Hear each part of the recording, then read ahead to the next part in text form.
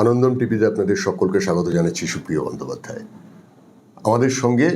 আগের দিন লক্ষ্মীনারায়ণ বালাজি তিনি সংবিধানের উপরে বই লিখেছেন, যে বইটি প্রথম বইটি হচ্ছে, যেটা বিষয় হচ্ছে যে সংবিধানে, হাতে লেখা সংবিধানে প্রথম যখন তৈরি হয় সংবিধান সভার নির্দেশে, নন্দলাল বসু ছবি এঁকেছিলেন এবং লিখেছিলেন।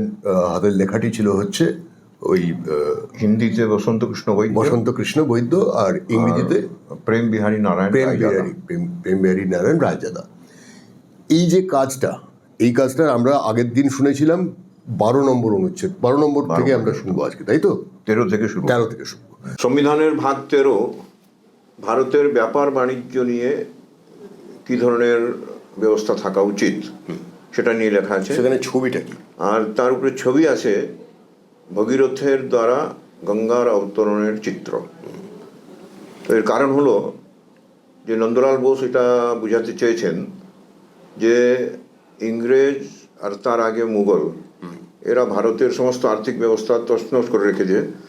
এটাকে যদি সুষ্ঠুভাবে আবার ঠিক রাখতে হয় তাহলে একটা জেনারেশনে কাজ হবে না, 5টা জেনারেশন, যেভাবে ভাগীরথ 5টা জেনারেশনের লোক গঙ্গাকে নামিয়েছিলেন। প্রথম জেনারেশন মানে বলা যেতে পারে যে রাজা সগরের পর তার ছেলে অসমঞ্জস, ওনার ছেলে অংশুমান, ওনার ছেলে দিলীপ, তারপরে দিলীপের ছেলে ভগীরথ।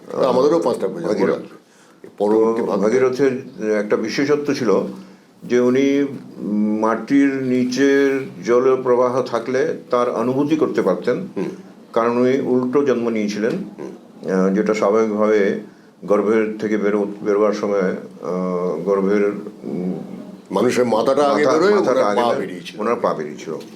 তো যার এভাবে উল্টো জন্ম হয় তার একটা বিশেষত্ব এটা থাকে। তো সেই ওনার বিশেষত্ব ওটাকে কাজে লাগিয়েছেন।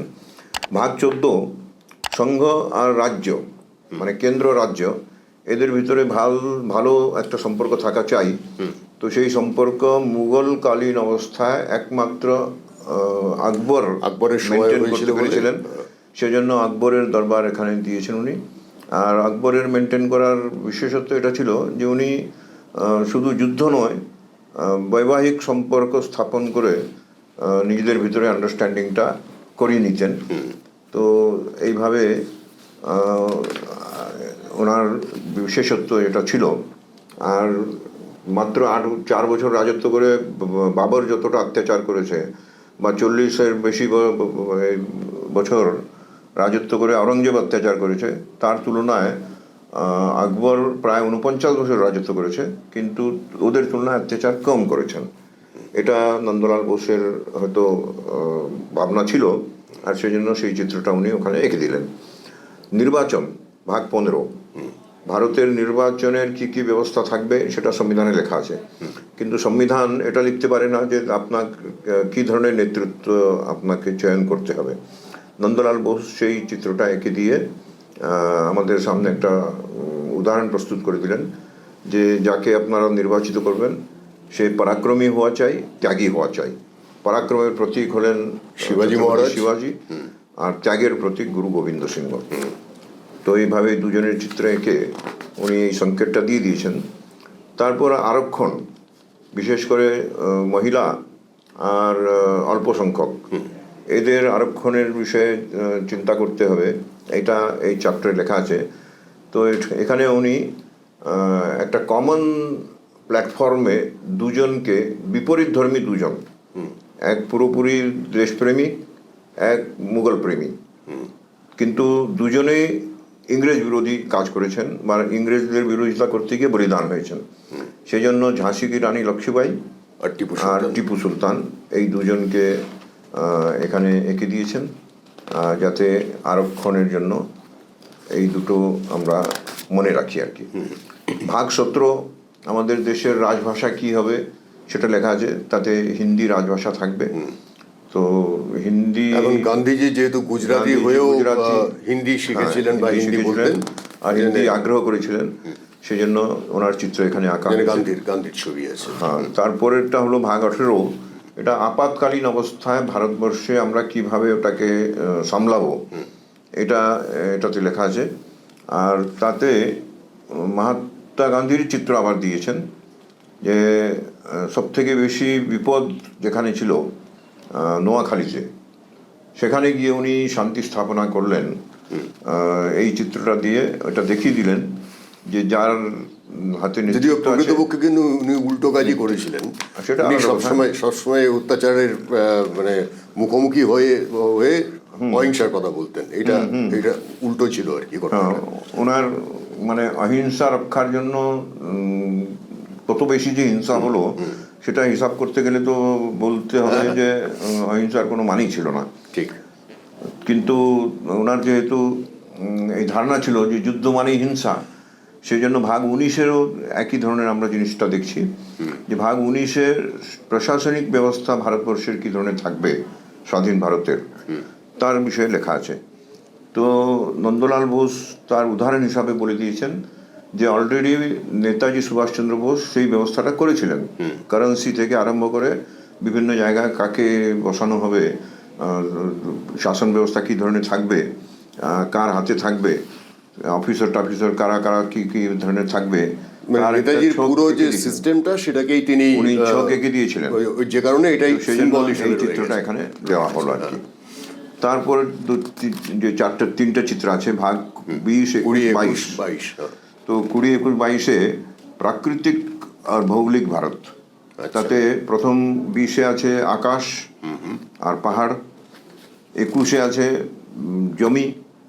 সে জমিতেও সব থেকে পিছিয়ে পড়া জমি যেটা, মানে যেটাকে মরুভূমি বলা হয়, সেই মরুভূমির চিত্র এঁকে দিয়েছেন।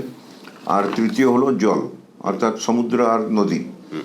তো এর কারণ হলো যে আমাদের জল, থল, নভ এই 3 ধরনের সেনা থাকবে, আর এই তিনটারই রক্ষা করা আমাদের দায়িত্ব থাকবে। ঠিক এই ধরনের এই চিত্র। আপনার আরেকটা বই রয়েছে লক্ষ্মীনারায়ণজি, সেটা হচ্ছে সংবিধান কি জন্মকথা। এই বইটা মানে এটা এই বইটির পরে এটা এসছে, তাই তো? এবং এখন প্রশ্ন হচ্ছে এই যে সংবিধান কি জন্মকথা, এই বইটির নেপথ্যে কি কাহিনীটা কি? এটার কাহিনী হলো যে এই বইয়ের উপরে সমস্ত ভারতবর্ষের বিভিন্ন জায়গায় আমার সেমিনার বা ওয়েবিনার আয়োজন হচ্ছিল।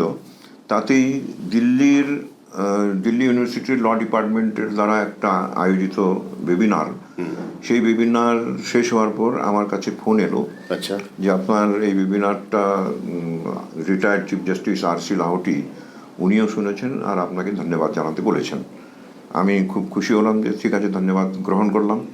তখন বলা হলো যে না, উনি আরেকটা ইচ্ছা প্রকাশ করেছেন, যে আমি এর ব্যাখ্যা করতে গিয়ে যে সন্দর্ভ হিসাবে ব্যাখ্যা করি, যে যাদের নিজস্ব কোনো সংবিধান নাই, লিখিত সংবিধান নাই, তাদের থেকে মুক্তি পাওয়ার জন্য আমাদের মানে বিশ্বের সব থেকে বড় সংবিধান লিখতে হলো। আর সেই সংবিধানটা কীভাবে 160 বছর ইংরেজরা রাজত্ব করলো, কিন্তু তখন সংবিধান লেখেননি ওরা। 1935-এ তারা সংবিধান লিখলো, 1935-এর উপর তারা সংবিধানকে ভিত্তি করে রাজত্ব করলো। তো এর পিছনে কি রহস্য? তো সেই রহস্য খুঁজতে গিয়ে আমার এই বইটা বেরোলো, সংবিধান কি জন্মকথা। মানে 1772-এ কলকাতা রাজধানী হওয়ার পর 1912 পর্যন্ত রাজধানী কলকাতাতেই ছিল, কিন্তু কোনো সংবিধান ছিল না বা কোনো নিয়ম নীতি কিচ্ছু ছিল না। ছিল যেটা ছিল সেটা ইংরেজদের পক্ষে, ইংরেজ থেকে আইন পারিত হয়ে এখানে আসতো, যে দেশের শাসন করতে গেলে এই আইন অনুসারে শাসন করো। হ্যাঁ, এবং সেটা সম্পূর্ণতই ইংরেজদের আইন অনুযায়ী কিন্তু আমাদের এখানে চাপিয়ে দেওয়া হয়েছিল। ওটাই ছিল, মানে ভারতের যে আসল আইন ব্যবস্থা, সেই আইন ব্যবস্থার সেই জন্য কংগ্রেসও বা এখানকার দেশপ্রেমিকরা আমরা আইন মানি না এই আন্দোলনটা করেছিল, যে কারণ ইংরেজদের দ্বারা দেওয়া আইন। তো তার থেকে রক্ষা করার জন্যই ইংরেজরা 1935 সনে ওটাকে বিভিন্ন আইনের যেটা ছিল আর কি পুঁথি, সেটাকে সংবিধানের রূপ দিলেন। BN রাওকে দিয়ে ওটাকে স্বীকৃতি করিয়ে নিলেন, আর তারকে ভিত্তি করেই ওরা রাজত্ব শুরু করলেন। কিন্তু আমাদের ভাগ্যে ভালো বলা যেতে পারে যে দ্বিতীয় বিশ্বযুদ্ধ শুরু হলো 1939 সনে, এবং ওদের শেষ পর্যন্ত ইংরেজরা ছেড়ে যেতে বাধ্য হলো। এবং তখন সেই সময় কোনো পরিস্থিতিও ছিল না। হ্যাঁ, লক্ষ্মীনারায়ণজি, আপনাকে আমার একটা প্রশ্ন আছে, শেষ প্রশ্ন। এটা এরকম যে আপনি তো দেখছি পুরোপুরি বাঙালি হয়ে গেছেন, যদিও আপনি মহারাষ্ট্রের মানুষ। তো এই বাঙালি হয়ে যাওয়ার নেপথ্যে কাহিনীটা কি? আপনি, আমি যতদূর জানি যে আপনি মালদাতে আপনার কাজ শুরু করেছিলেন, সংঘের কাজ শুরু করেছিলেন, সেখানেই কি ঘটনাটা ঘটলো আপনাকে বাঙালি করে দেওয়া? 1968 সালে আমি মহারাষ্ট্র থেকে বাংলায় এলাম সংঘের পরিকল্পনা হিসাবে, আমাকে এখানে পাঠানো হলো।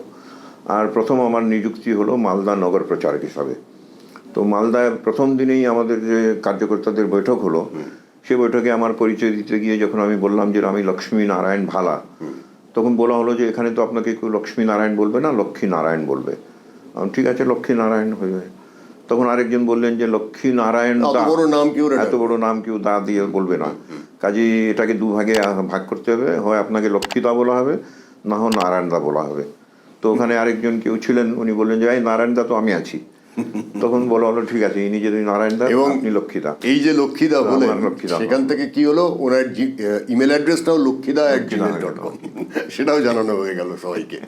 আপনাকে অসংখ্য ধন্যবাদ জানাই লক্ষ্মীনারায়ণ বালাজি আমাদের সঙ্গে আজকে সময় দেওয়ার জন্য। আপনারা বিভিন্ন পর্বে সংবিধান সংক্রান্ত অনেকগুলো তথ্য জানতে পারলেন, এবং এর জন্য কৃতজ্ঞতা এবং ধন্যবাদ প্রাপ্য অবশ্যই লক্ষ্মীনারায়ণ বালাজির, কারণ তিনি উদ্যোগ নিয়ে এই দুটি বই লিখে পরম উপকার করেছেন সকলের জন্য। অসংখ্য ধন্যবাদ। সমস্ত শ্রোতা আর দর্শকদের নমস্কার।